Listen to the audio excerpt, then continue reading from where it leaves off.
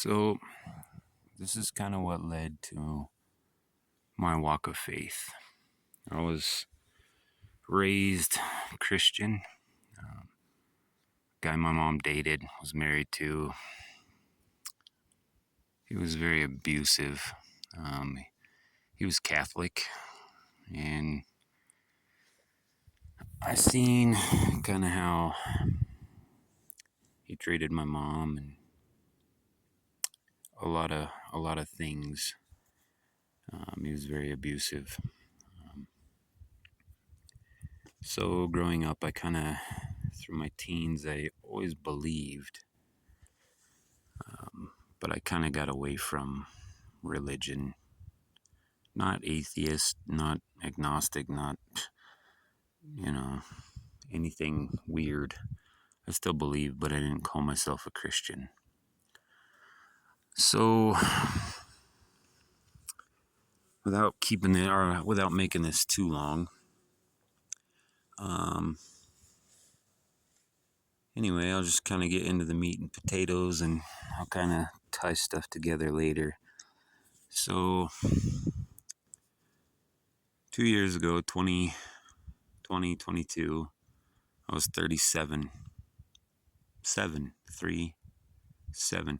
You split those numbers, they're both prophetic, right? 7 days to create the earth, everything that we see, all this beautiful, beautiful scenery, everything, the sky, the rocks, the ground. 3, the Holy Trinity, Father, Son, Holy Ghost. A lot. Okay, I was 37. So I was doing a lot of stuff that I shouldn't have been doing. Okay, I was engaged with the woman I love, but because I let stuff in that I shouldn't have let in. At one point, I was in a relationship with her and at least 3 other people. So there was a lot, right? Well, I was talking sexually with people, on my Snapchat, social media stuff, all kinds of stuff, right?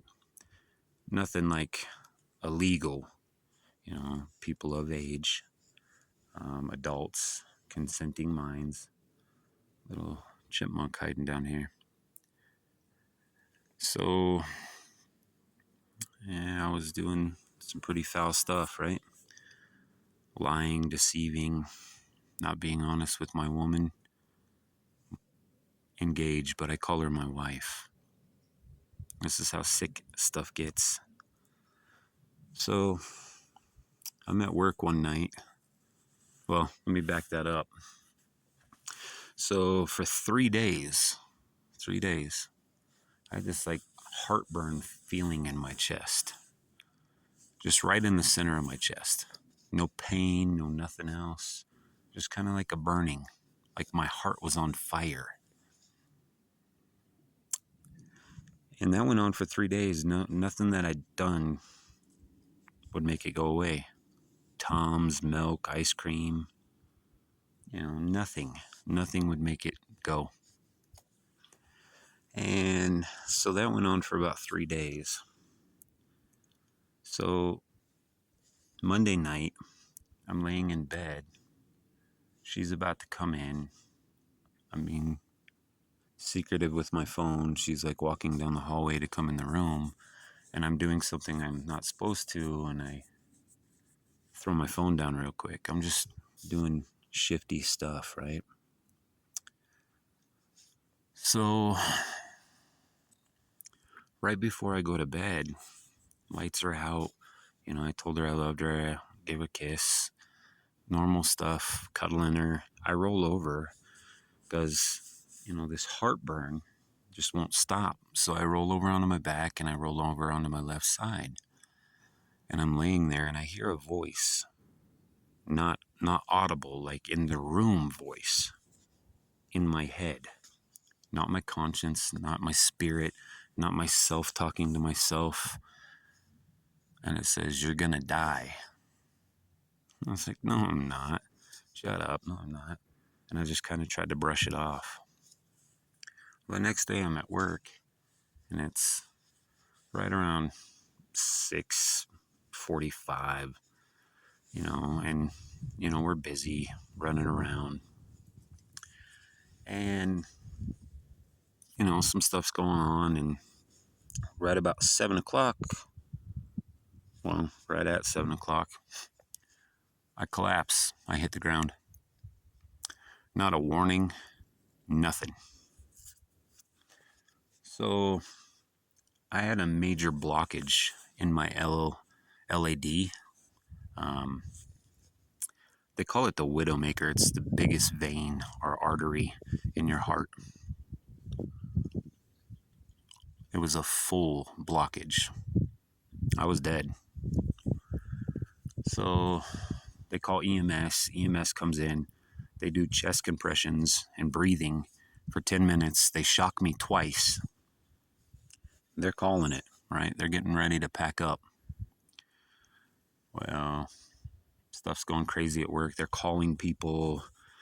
One of the managers comes in and she's talking to the EMT, Dan, and she was like, "Is there anything else you can do?"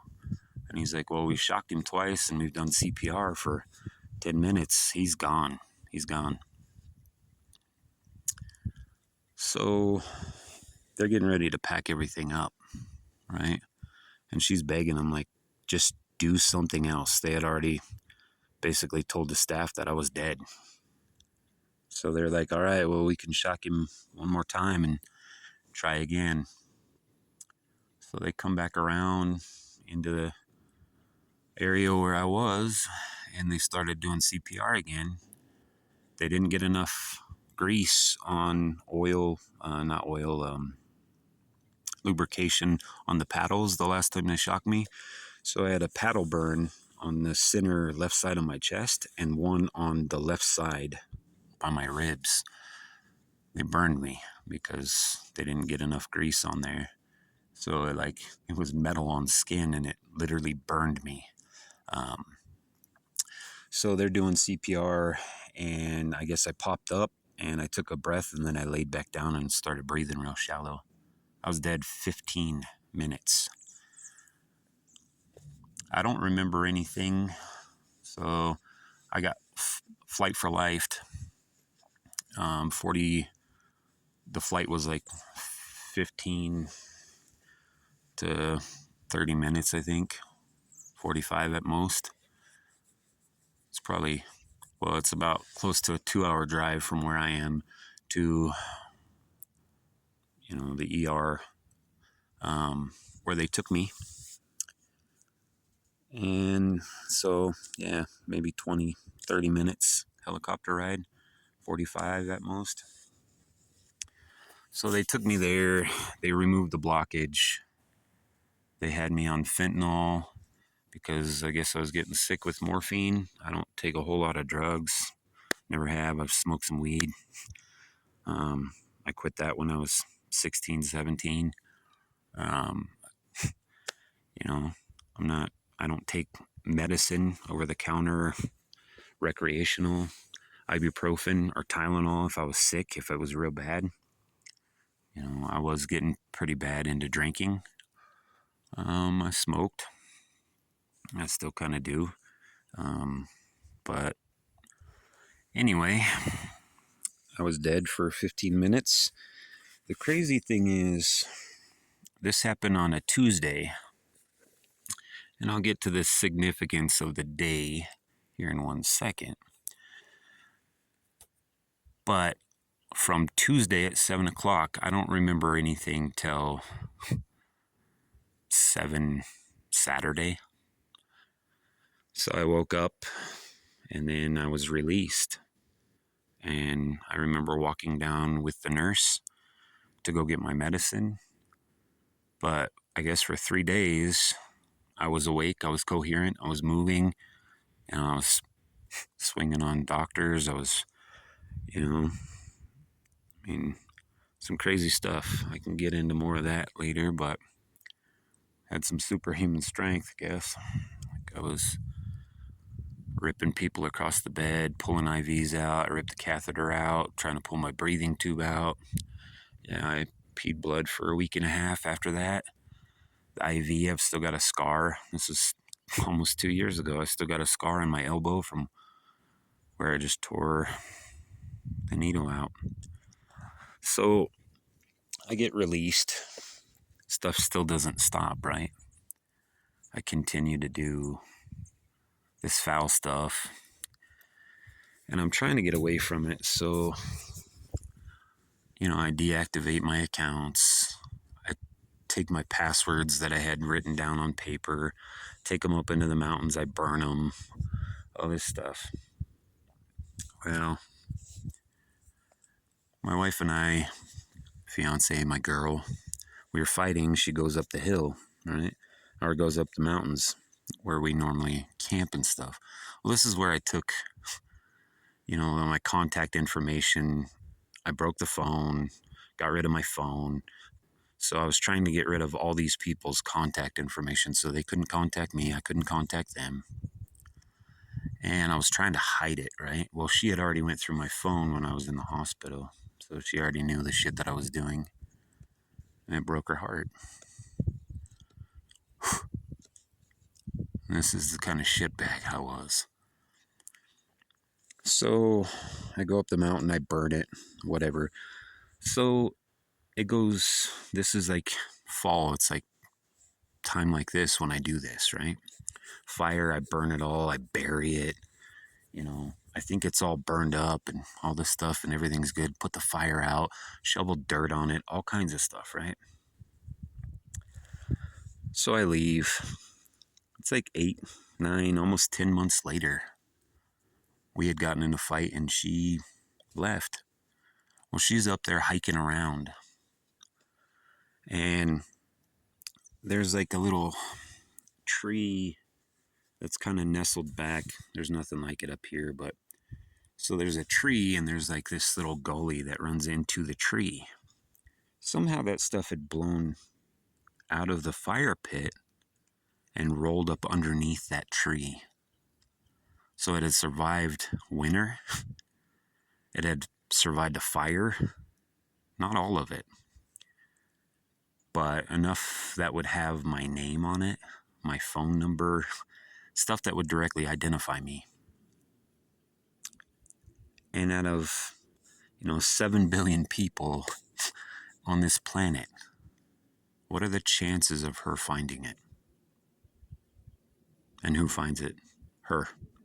So I get texts and she's saying all this stuff and, be with Cameron, be with, Michelle, be with this, be with that, blah, blah, blah.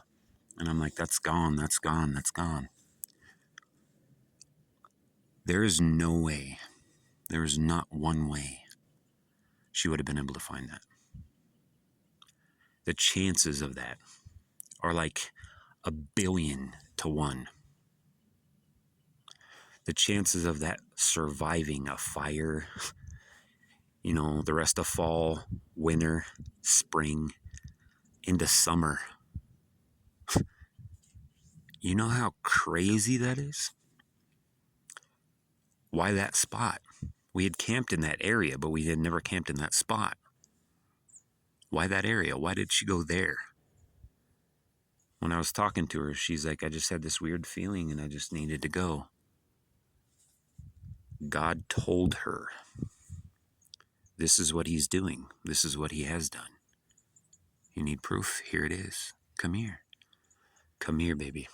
Come here, my child. Let me show you. And at that point, I realized my shame was gone. There's nobody to blame my actions on but myself. And that just reaffirms why we need to believe. I've repented. I've asked for forgiveness. Stuff's a struggle right now, yeah. Do I deserve her? No, I don't. It's crazy, though. She's stuck with me. The significance to this is I died November 1st, 2022. What is November 1st, you may ask? The day after Halloween. It's also called Day of the Dead. Yep, Day of the Dead. I was dead, mind, body, and soul. I was condemned. The crazy part is, I didn't go to hell. I didn't go to heaven. You know what I seen until I woke back up? From Tuesday night to Saturday, Tuesday, Wednesday, Thursday, Friday, Saturday, 3 days of darkness. Not 3 days of light, not heaven, not hell, not burning, not fire. 3 days. Everything has a meaning. You have to find it. You have to look at it. You have to see it. Day of the Dead. I was 37. Complete blackness. 3 days. You know, it's like I've been kicking this around. Like they said that I should have been legally brain dead. I haven't lost any brain function. I walk just fine. I'm no dumber than I was before. It's like, you know, my brain works fine. I think just fine. Like, if you met me, you would not know. You would not know. You would not know. But it happened. 3 days I was dead, darkness. 3 days Jesus was dead. Yeah, he went to hell, right? You know, and then he was brought back. A lot of people don't know that. He went to hell. That's why, you know, he was dead 3 days, right? Well, that was his punishment for our sins. He also went to heaven. You know, 3 days, guys. 3 days. This is my walk of faith. He's real. This is real. You know, Day of the Dead. Day of the Dead. It's crazy. This November, the 22nd, I'll be 2 years old. Think about it. 2 years ago. I'm 39 right now. This would be my second birthday on Day of the Dead. From my resurrection. You know what the percentage of living through, they call it a widowmaker because you have literally a 1% chance or less. Normally that hits you and you're dead. You're dead. You're gone. And it wasn't because I was super out of shape. I was overweight. I was getting a little bigger, but it's not because, you know, too much sodium or anything like that. You know, the doctor, my cardiologist explained it to me, and, you know, it kind of baffled him. Normally, I had an echocardiogram 2 months after I got out of the hospital. Normally, a person's heart, the squeeze, your heart has two muscles, the top and the bottom. And with an echo, they do like ultrasound, but it's on your heart, and they can measure how hard the squeeze is on your heart. And a normal person, their squeeze is 50. 2 months after I got out of the hospital, mine was 48. 48. I was almost back to 100%. You know, they told me if I didn't take all these medicines, I would die. I got to a point where I haven't taken my medicine in 2-3 months, flat out, because I don't want to take it. And I put that in God's hands. Because if I'm supposed to go, I'll go. And whatever punishment, whatever He's got for me, I just, every day until I see Him again, even if He sends me to a bad place, I want to tell Him every day how much I love Him, how much I cherish what He done for me. Allowing me to breathe, allowing me mercy again.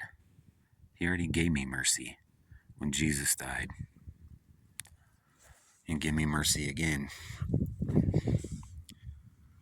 There's a car coming. He loves us. He shows us mercy. We just got to accept it.